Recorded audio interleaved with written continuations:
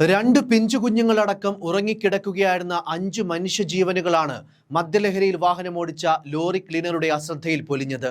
യാത്രക്കിടയിൽ ഡ്രൈവറുമൊത്ത് തുടർച്ചയായി മദ്യപിച്ചെന്നും മദ്യലഹരിയിൽ മയങ്ങിപ്പോയെന്നും നാട്ടികയിൽ 5 പേരുടെ ജീവനെടുത്ത അപകടമുണ്ടാക്കിയ ലോറിയുടെ ക്ലീനർ അലക്സ് പോലീസിന് മൊഴി കൊടുത്തു കഴിഞ്ഞു. നാട്ടികയിലെ ദുരന്തം കേരള മനസാക്ഷിയുടെ കൂടി നോവായി മാറുകയാണ്.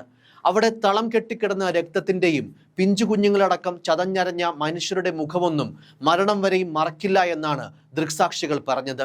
മദ്യലഹരിയിൽ 20 സെക്കൻഡ് കണ്ണടച്ചു പോയെന്നാണ് വാഹനം ഓടിച്ചിരുന്ന അലക്സിന്റെ മൊഴി. വണ്ടി എന്തിലോ തട്ടുന്നെന്ന് തോന്നിയപ്പോൾ വെട്ടിച്ചു, അപ്പോൾ നിലവിളി കേട്ടു, അതോടെ കടന്നു കളയാൻ നോക്കിയെന്നുമാണ് അലക്സ് മൊഴി നൽകിയത്. വൈകിട്ട് 5 മണിക്ക് ലോറിയിൽ തടികയറ്റി പുറപ്പെട്ടു. മാഹിയിൽ നിന്ന് മദ്യം വാങ്ങി യാത്രക്കിടയിൽ മദ്യവെച്ചു കൊണ്ടേയിരുന്നു. പൊന്നാനി എത്തിയപ്പോഴേക്കും ഡ്രൈവർ ജോസ് അബോധാവസ്ഥയിലായി. പിന്നീടാണ് ക്ലീനർ വണ്ടിയുടെ നിയന്ത്രണം ഏറ്റെടുക്കുന്നത്.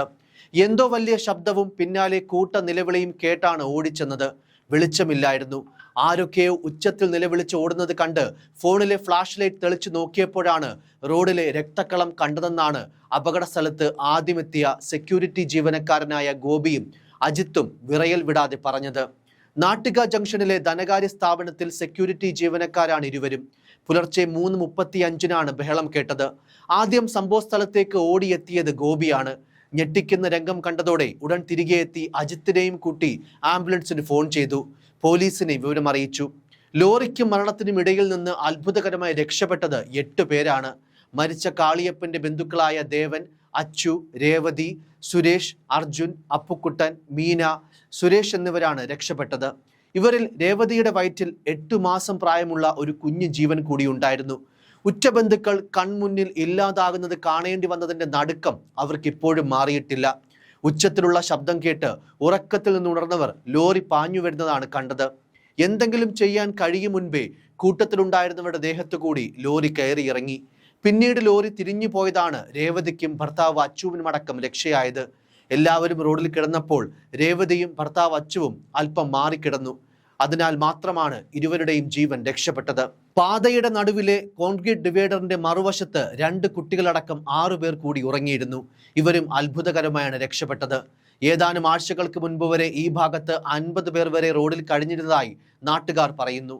ക്രിസ്മസ് സമയത്ത് സ്വദേശമായ മുതലമടയിലെ കോളനിയിലേക്ക് മടങ്ങാനുള്ള തീരുമാനത്തിലായിരുന്നു അപകടത്തിൽപ്പെട്ടവരിൽ പലരും.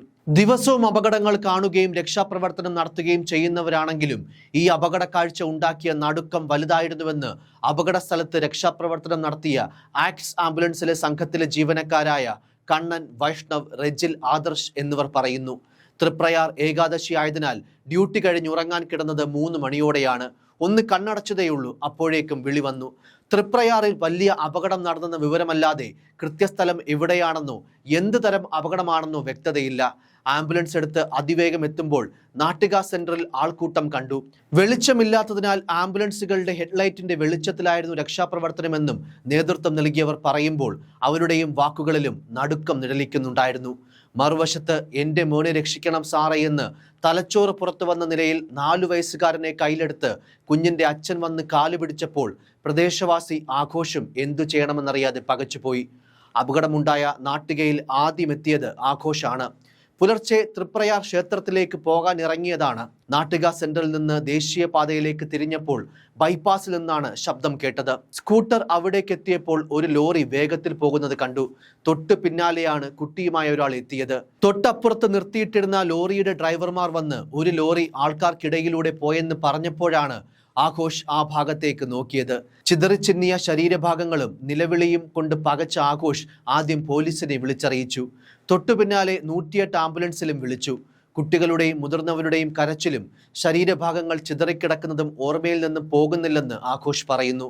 ഓടിയെത്തിയപ്പോഴേക്കും പിന്നോട്ടെടുത്ത ലോറി 2 കുഞ്ഞുങ്ങളുടെയും ശരീരത്തിൽ കയറി ഇറങ്ങുന്നത് കണ്ടു.